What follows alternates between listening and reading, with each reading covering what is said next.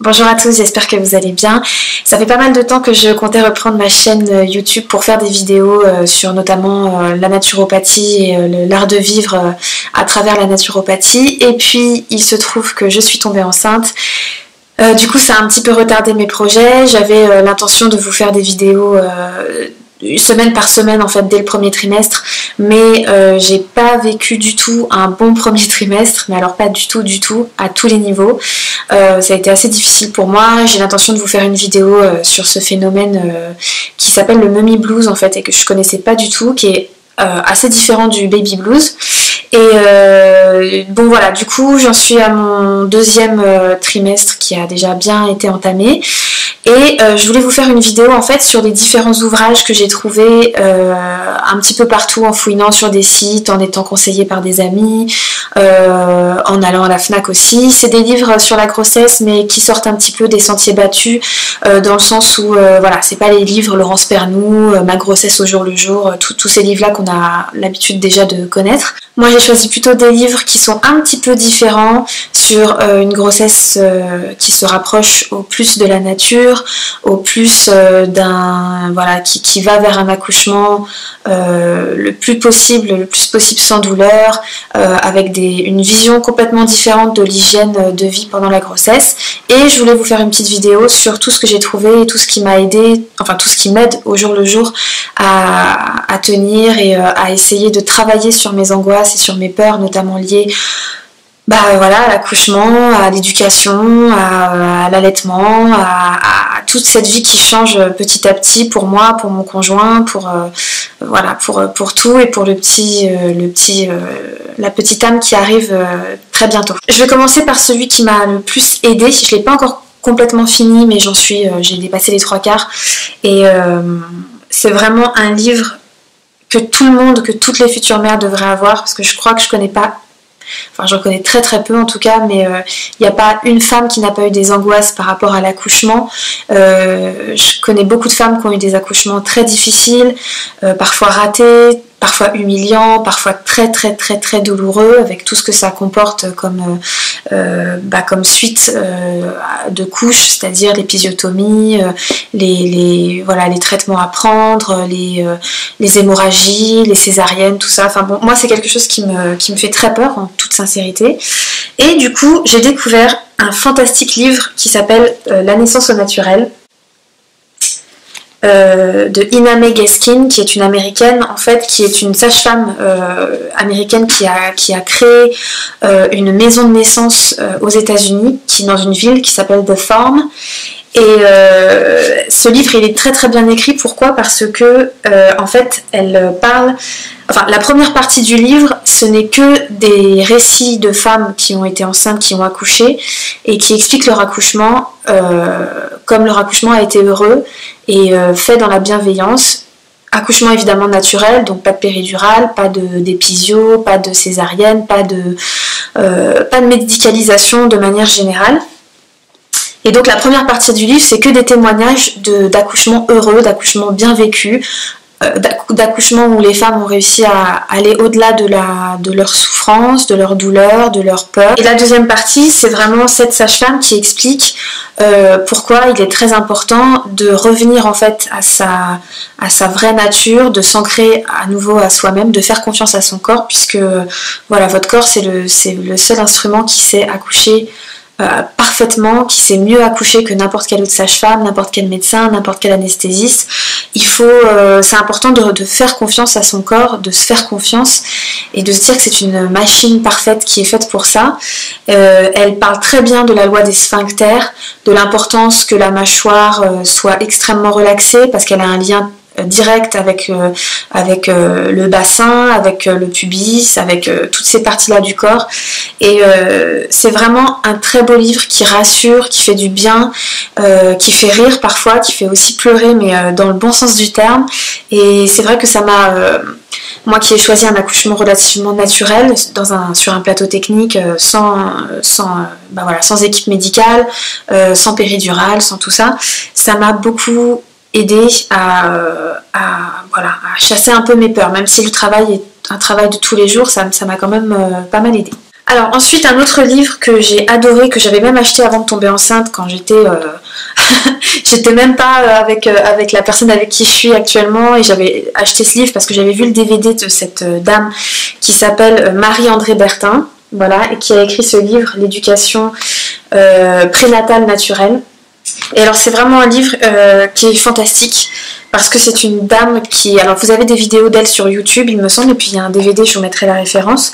C'est une dame qui parle de l'importance de l'éducation pendant la grossesse, c'est-à-dire l'éducation elle commence pas seulement quand votre enfant est né, elle commence dès que vous êtes enceinte, peut-être même avant, si on part du principe que le bébé est une âme parmi d'autres qui un jour va vous rejoindre. Et c'est un livre vraiment très très bien écrit où elle explique à quel point c'est important de parler à son bébé, c'est important de lui expliquer ce qu'on fait, comment on se sent, où est-ce qu'on se trouve, avec qui on est, pourquoi on est triste, pourquoi on pleure, pourquoi on vit mal sa grossesse, pourquoi au contraire on la vit très bien. C'est extrêmement émouvant, c'est bien fait. Elle parle aussi un petit peu de l'hygiène de vie, de ce que vous devez manger, pas manger, voilà, beaucoup de légumes, beaucoup de fruits, évidemment pas d'alcool, évidemment pas de cigarettes, évidemment le moins de viande possible, le moins de produits carnés possible, moins de sucre évidemment possible, ou alors le sucre naturel des fruits, le fructose. Mais c'est un livre qui m'a aussi beaucoup aidée parce que j'ai très mal vécu en fait le début de ma grossesse. C'est quelque chose que j'arrivais pas à mentaliser, que j'arrivais pas vraiment à comprendre, alors que j'étais déjà quand même relativement calée sur le sujet. Et bah voilà, parler à son bébé quand son bébé est dans le ventre, c'est quelque chose de... C'est pas inné, c'est pas donné à toutes les femmes. Moi qui ai l'impression d'être assez maternelle, je pensais que j'y arriverais tout de suite. Bah non, en fait c'est quelque chose on apprend à devenir mère, on ne l'est pas à la naissance comme ça, c'est pas inné, ça vient avec le temps. Et ce livre, il est vraiment très, très émouvant, très tendre. Moi, il m'a beaucoup plu et franchement, je vous le conseille. Ça va vraiment beaucoup vous aider à rendre en fait ce phénomène de grossesse un peu moins abstrait. Un petit livre que j'ai lu très rapidement, qui se lit très vite et que j'ai bien aimé, qui était vraiment bien écrit, qui s'appelle 9 mois Grimm. Voilà, de Marion McGuinness, je pense que ça doit être une écossaise. C'est un petit guide en fait pour vivre sa grossesse au naturel. Alors là on est plus dans des conseils d'hygiène de vie au jour le jour, quelles vitamines il faut, quels produits de beauté il faut plus mettre, quels produits de ménage, enfin ménager il faut plus utiliser, il faut pas utiliser en tout cas le moins possible, comment prendre soin de soi, les gestes de beauté, ou accoucher de manière naturelle, donc les hôpitaux qui pratiquent l'accouchement naturel, comment se renseigner, comment mettre en place un projet de naissance. C'est vraiment bourré de bons petits conseils quoi, sur la grossesse, comment préparer sa valise de maternité. Là on est vraiment plutôt dans le côté hygiène de vie, puériculture, voilà, on est plus dans le matériel, dans le concret. Mais voilà, il y a les étapes de l'accouchement, enfin c'est vraiment mignon, c'est très bien fait. Moi ça m'a bien rassurée, ça m'a amusée, et je vous le conseille, il est en vente à la Fnac. Mon chéri a lui, quant à lui, choisi aussi des ouvrages, enfin un ouvrage en l'occurrence. Alors là on va plutôt se pencher sur le spirituel. On a trouvé un petit livre qui s'appelle Les principes Toltec appliqués aux enfants. Voilà. Alors pour ceux qui connaissent pas déjà les accords Toltec, les 4 accords Toltec, c'est un livre qu'il faut lire de base. Moi on me l'a offert il y a quelques années. C'est un petit livre qui coûte 6 euros, 5 euros, je sais pas combien il coûte, qui s'offre, que j'offre à tout le monde, que vous lisez en 1 heure à peine, même pas. Je l'offre à plein de gens en fait. C'est un livre en fait sur les 4 accords de base pour vivre une vie épanouie, pour être épanoui et en phase avec soi-même. Je ne vous citerai pas forcément les 4 accords, mais c'est un petit livre, si vous voulez commencer dans le développement personnel, c'est un livre qu'il faut avoir. C'est vraiment une base théorique excellente que vous pouvez mettre en pratique très facilement dans votre vie. Et du coup, Florence Millot, a écrit en fait le livre, pareil, basé sur les accords Toltec, mais pour les enfants, pour un mode de vie en harmonie et avec soi-même et avec les autres. Donc je ne l'ai pas encore lu celui-là parce que j'ai tellement de livres à lire que j'ai pas le temps, mais mon conjoint l'a lu, il a beaucoup aimé, ça se fait avec des jeux, ça permet d'apprendre voilà, les fondamentaux aux enfants, le respect de la nature, le respect de soi-même, le respect de l'autre. il y a des contes initiatiques, voilà, je le lis en même temps. Ça apprend la bienveillance, l'estime de soi, le respect, la communication non violente. Enfin, c'est un très beau livre, un très bel ouvrage qui coûte même pas 10 € et que vous trouvez aussi à la FNAC ou sur internet. Ensuite, j'ai acheté 2 ouvrages qui sont vraiment, véritablement mes bibles de la grossesse. C'est un peu du Laurence Pernou version naturopathie, c'est-à-dire que c'est un livre qui s'appelle Attendre bébé autrement. Je pense qu'il est assez connu maintenant.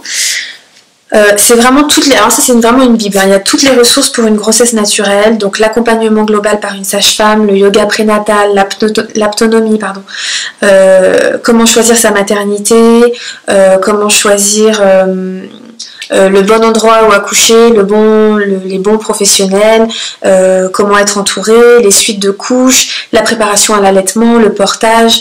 Il y a énormément d'astuces sur les petits, tout ce que vous pouvez avoir malheureusement pendant la grossesse, les nausées, les problèmes, est-ce que l'homéopathie marche, est-ce que les huiles essentielles sont recommandées, lesquelles utiliser. Je peux même pas tout vous citer tellement c'est énorme et complet et extrêmement bien écrit. Il y a énormément de témoignages de femmes. Il y a le tableau récapitulatif de tous les examens de grossesse à passer. Tous les examens qui ne sont pas obligatoires et qu'on vous pousse un peu à faire parce que voilà, dès que vous mettez un pied dans l'allopathie, dans le médical, après pour vous en sortir c'est une galère. Il y a aussi une grande partie sur tout ce qui est entre guillemets donné à faire dans le milieu médical, c'est-à-dire le rasage du pubis, tous les examens qu'on fait sur le bébé à la naissance, on vous le prend et on lui met des gouttes dans les yeux et tout ça. En fait, c'est tout. Il y a énormément de légendes urbaines sur la naissance qu'on n'est pas obligé d'accepter parce que c'est vous qui restez quand même l'actrice principale de votre accouchement.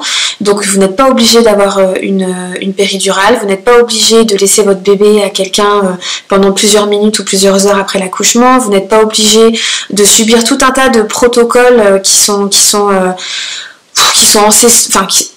pas ancestraux justement, qui sont relativement récents dans l'histoire de l'homme, mais qui sont douloureux, qui sont intrusifs, qui sont parfois irrespectueux. Et ce livre vous donne vraiment les clés. Après vous choisissez, vous composez votre menu, vous choisissez ce que vous voulez, ce que vous ne voulez pas. Voilà, c'est vraiment un livre formidable. S'il n'y en avait qu'un seul à vous recommander, peut-être que ce serait celui-là avec le premier dont je vous ai parlé, mais celui-là en priorité. Et du coup, j'ai aussi acheté la suite, Élever son enfant autrement. Voilà. Alors, c'est toujours j'ai pas l'impression que ce soit le même auteur, mais en tout cas, c'est la même collection de livres, La Plage. Et c'est des ressources en fait pour une parentalité positive. Donc cette fois-ci c'est après la naissance de votre petit bout. Voilà, des choix d'éducation cohérents et respectueux pour l'enfant. Est-ce que le cododo c'est bien? Comment relancer l'allaitement si vous n'avez pas réussi? Voilà, le portage, tous les petits détails de la vie quotidienne. Les berceuses, les pleurs du bébé, la diversification alimentaire, les jeux. Alors pareil, celui-là je l'ai pas complètement commencé puisque moi je suis plutôt encore dans ma grossesse, donc mais je l'ai acheté en prévision. Je me suis dit je serais bien contente de l'avoir quand ça arrivera.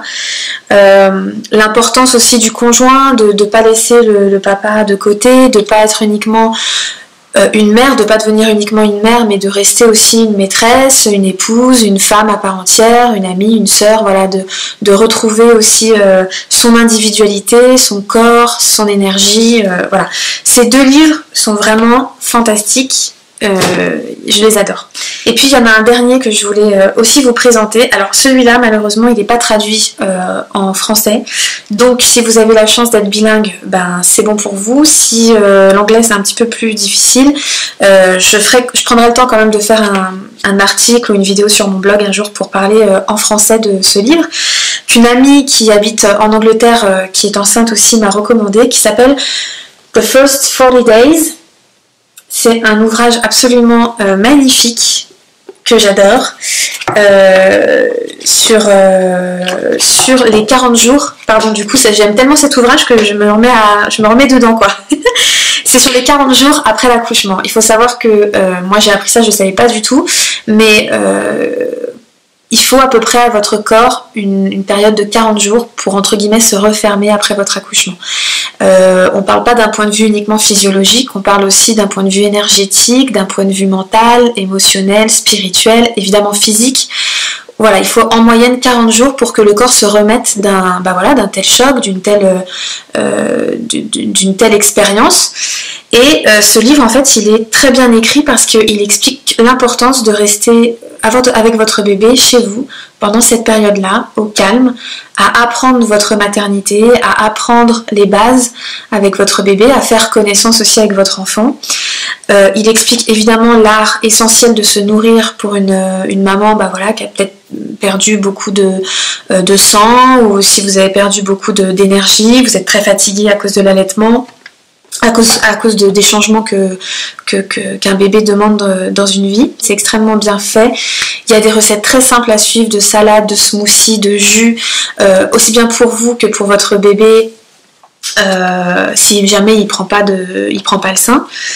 Il y a aussi la place du papa. Bon voilà, c'est vraiment un très très beau livre que je vous recommande parce que c'est très dommage qu'il soit pas traduit en français. C'est vraiment un livre absolument magnifique. Voilà, j'espère que cette vidéo vous aura plu et vous aura peut-être donné des idées, soit de cadeaux pour des femmes enceintes, soit pour vous-même si vous êtes une future maman et que vous avez des besoins, des envies particulières d'apprentissage et puis surtout d'être rassurée sur votre accouchement à venir et votre vie de maman. Je vous embrasse très fort, je vous souhaite un bon week-end, à bientôt.